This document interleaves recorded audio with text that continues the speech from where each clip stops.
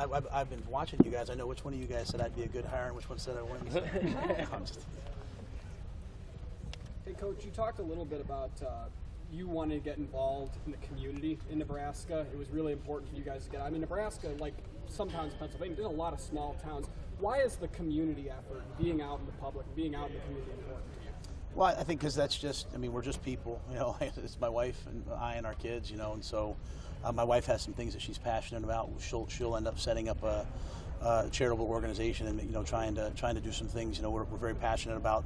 She's very passionate about dyslexia and learning differences, and so she'll do some things across the state. That's really part of her purpose in life.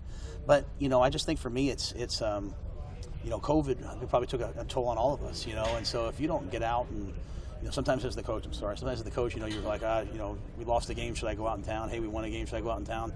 I just choose not to live my life like that. You know, we're going to go out, we're going to be at dinner, we're going to go to Little League games or soccer games, we're going to go take part in charitable things. I mean, we want to be a part of Nebraska. We want to be a part of the community. When I say that we chose to live here, like we literally flew in. Can't believe no one found out, but we drove around, we looked around, and we said, could we raise our kids here? And we said, absolutely. Like we left, and I kind of looked at my wife like, this is done. Like, you know, I could see it in her eyes. Like she was like, this is where I want our family to come. So to me, we all have a responsibility when we move somewhere to be a part of that community. And when was that? I'm not going to say just because I don't know if Trev wants people to know, but it was a game day. Everyone was playing, so we were able to kind of fly in on our own. Husker game day? Yeah, it was a Husker game day. So we were able to fly in, and everyone was at the game. So was it warm or cold? we were able to do that, and then we kind of, you know, then we got away for a while. You know, we had a trip planned, and Julie and I went away for a while, and because we just didn't want momentum to take over. We didn't want this, whatever decision we made to be a decision of emotion. And so we got away for a little bit. Trev did say that this was a long process and there was an impasse. Was there a point that said, this is just not going to happen? Well, you know, I think there were a lot of things to work through. You know, I think every university, every state, you know, every thing has different things that they have to work through. And I had a unique situation that I had a contract for 4 years with the Carolina Panthers, and so, you know, there was a partnership that had to be worked out between everybody, and, you know, what would work and what wouldn't. So yeah, there were some different things that happened. I would say I've never gone into a job with a closer relationship with someone than I have with Trev, because we've gone through all these hard conversations. This hasn't been just like, hey, won't you be the coach? Yeah, great. We've had to have these conversations, and what I found is Trev is really creative. You know, he's not going to just take the first no. He's going to find a way around things. And as I said, you know, we have a lot of respect for Admiral Carter. We've known him for several years, and you know, when he was involved and Trev was involved, it just made us feel better about, you know what, there's going to be hard times, right? I mean, dealing with NIL, transfer, all these things. We're coming to work for people that are problem solvers, not just we couldn't get it done. Trev said it was 11 a.m. on Thanksgiving when the deal was finalized. So what was that Thanksgiving meal like for your family? And how did you maybe communicate it to your kids and your wife and that it was done? Was it 11 a.m. Thanksgiving? That's what he said. Yeah. My goodness. I think we thought it was the next day, so maybe he knew something we didn't know. But when I told him, because I think the night before we thought it wasn't going to happen. We just didn't think it was going to be able to happen. You know, my son was not happy. My wife was not happy, and when we finally got the call, I told my wife, and you know, as I said up there, she cried. She teared up. Like this is what she wanted to do. This is what Bryant wanted to do. This is what I wanted to do. The two girls, they were just, you know, my daughter rides a horse. I promised her I'd find a horse farm here somewhere that she can go ride. I mean, they didn't really understand it, but you know, my wife, because my wife all along just kept saying it wasn't about anything other than this is the right fit. She said, man, I know you, and this is the kind of program that you're supposed to be coaching. You know, there were other places that we knew weren't a fit, and so I think the best way to say it was, you know, she just kind of teared up because, you know, this is a great new chapter in our lives. Hey, Matt, Outside we of bumped that, into Casey Thompson out in the parking lot, and he said that he's already talked to you. What was the conversation like with him and with other players that you have to go through, and what do you look for in a quarterback? Yeah, and I hope you guys understand. I'll probably, you know, I'll always keep everything private between us. But you know, I think the thing I've tried to express up there is every one of these guys, man, this is an anxious time for them, right? They're trying to figure out, like, what's the offense going to look like? What's the defense going to look like? What's my role going to look like? Who's my coach? And so I, after having done this several times now, I really understand that. That's why I said you start with listening. I'm going to tell everyone, hey, this is how we're going to do things. I'm going to share a vision with everybody. And then if it's for you, great. And if it's not for you, I understand. I want every student athlete that's in our program to be happy. And so if they're not happy with us, then I want them to go somewhere else where they can be happy. My job is to make sure that this place is so developmental, so caring, so nurturing, yet also so pushing you that everyone feels like, you know what, I am happy here. So it'll be a lot of one-on-one conversations. I started trying via text, via call. I called some guys. I want to make sure I get the pulse of the team.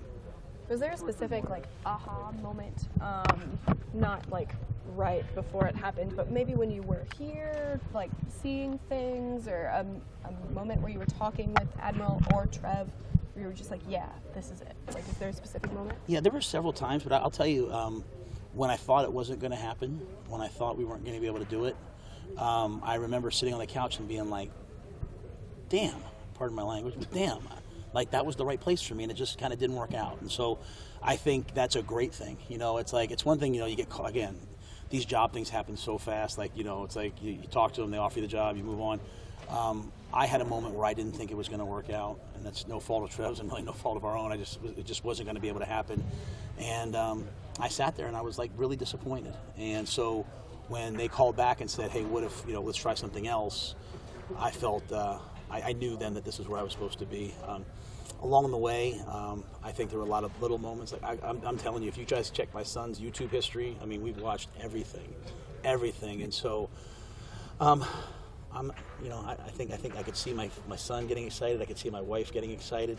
I kept watching all the recruits. From the last 3 years that went on to other places. I just kept saying hey, can we get talent there? I talked to different people, but in the end, just was a gut feeling, and I think that gut feeling was verified that day. I got a recruiting question then. Do you plan to be in living rooms by Friday?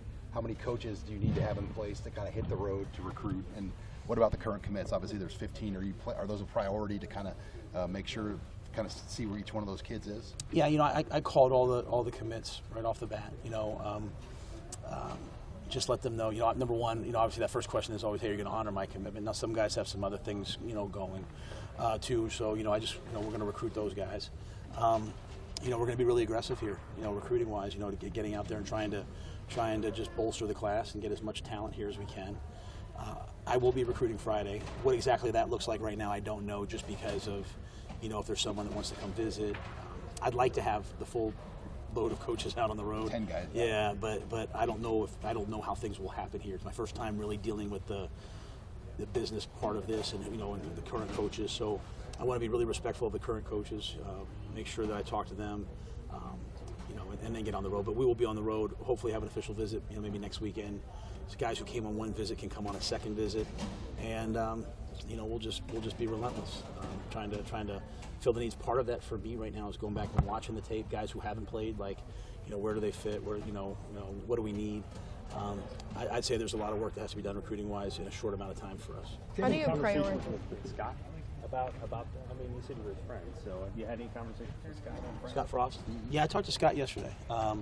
Obviously I'll keep the contents of that, but as I told Scott, I'll always honor him, both obviously for the player that he was, but also for the coach that I think he is. Going against him, I consider him a friend. I don't know what happened here, but I know he probably put his heart and soul into it, and I think COVID probably, when you're recruiting to Nebraska, you want people to come see the facilities. Recruiting during COVID was probably pretty hard. But I also asked him if there were any coaches, on the staff that he wanted me to take a look at. But more importantly, I told him, I said, hey, listen, this is right for me and my family, and I would never want you to think it's in any way disrespectful of you. And that's why, I mentioned him on game day. I'll mention him now because I think he's a great coach, and I think he's a really good friend of mine, and I'm hoping that he has a great future ahead on the sidelines. Coach, coming from the NFL, is there anything you wish to bring schematically, whether it be the new rotational coverages we're seeing there to the college game? Yeah, it's funny. When I watch the NFL football, I feel like I'm watching the college football, I'm watching Mahomes and those guys. There's a lot of things that we'll do, that's, defensively. The one big difference between the college and NFL, obviously, being the hashes and the splits. So much of the blitz packages you see in the NFL, where guys are running out to cover number 3, he's so much wider. You try to do that to Lincoln Riley, he's going to throw a bubble screen, and you're going to be disappointed. So we have to have a combination of that. But there'll be the guys on my staff. A lot of them will have some sort of NFL experience, and we'll try to incorporate a lot of that. One thing I've always prided myself on is, and I say just to get when I say myself, I mean our staff. I don't want to sound like this ego guy. I'm not a narcissist. It's just easier for me to say it this way. Is having an offense and a defense that translates to the next level. I don't want guys to come here and run like 3 plays and, maybe we score some points, but they get to the next level and they flame out. Like, I want guys on offense to know how to block zone schemes and gap schemes, and I want our quarterbacks to be able to go through progressions and protect. I want guys on defense to play multiple coverages so that when they walk into an NFL system, they have an advantage. And that's really a message for recruits. If you want to get to the National Football League, we want to be the place that helps you get there and stay there. Is there a way you think you could recruit with that system? Is there a way? Yeah, I think it's constantly finding guys that are just chess pieces. We've always just tried to recruit big athletes and then just put them in positions where they can attack. All right. All right, thanks, guys. Thank you.